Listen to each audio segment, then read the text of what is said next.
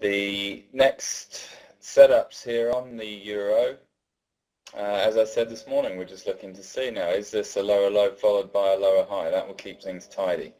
That will bring us down in this direction. The area that we're at is a great area for it. It's registered up there on the daily support resistance boxes, so we know this is a good area.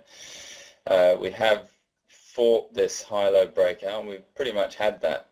We've already had the roughly equal high. So although you could expect a higher high, that is the minimum requirement to consider that trade over and done with, and be able to sort of go in the other direction now. So as we've returned into this area, we do have the lower low, as I say, and the question is this going to be the lower high? Certainly it's going to have to set up properly. It hasn't. So far it's just sort of run down there, even on the tick chart, no real option there. So, and you wouldn't want to fight this morning burst anyway. So we're looking for things to settle and see if we're going to turn for the day. For the time being though, those of you that are hardcore and into the fast stuff, of course we have broken out of this area and now returned to it. So there could be a small, very small, very conservative shoot for the lower high trade within that, and there's definitely good price action backing up what I've just mapped out there.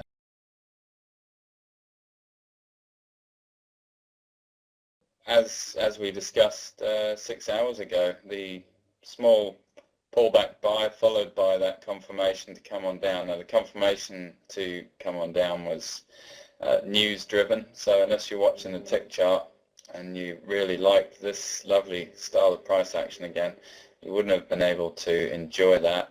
Although I do see Rob jumped in late. He posted an image just back here. There you go. He jumped in a little bit late, just grabbed the one-to-one. So it was possible, just using the brown line as your backup plan as always.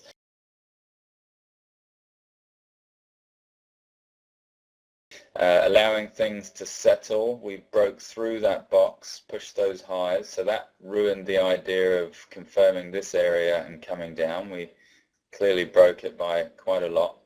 So we pierced through that area, ruined that area for the setup of a sell. We did get the pattern to set up as a sell, but as I say, we broke this area quite significantly. So that pattern was negated, and it was just a little fumble around there, which was then followed by a proper high-low breakout setup, which could have been dealt with right here on the ElectroFX chart. Just a standard high-low breakout, and really you'll be looking for this thing. I don't think that would have made it to profit yet. I haven't taken this trade, so I don't know. But if you haven't reached profit yet, I don't actually think there's too much to worry about. Perhaps just a pullback buy is going to be happening right now. So next up for the pound, with what I'm looking at, I mean, you've got the high-low breakout situation on the daily chart, which is starting to look like it's more of what will happen. It's never a guarantee, but it's just starting to look cleaner. Looks like that could be what we're part of. So even if price doesn't push up that much further from where it is now, we've broken this high. So we're definitely looking for this kind of action on the M8 chart, and anywhere in here is going to be great for that. I mean, it's very busy stuff here. So just a pullback buy to go with that, and then we'll see what happens when we get here.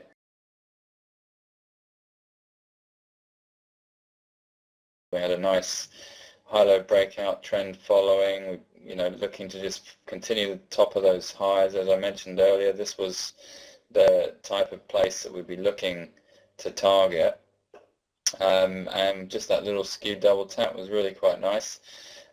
Box targeting point was right there. It was enough for the just above one-to-one, but one-to-one was all I intended for on this type of trade, the high-low breakout setups.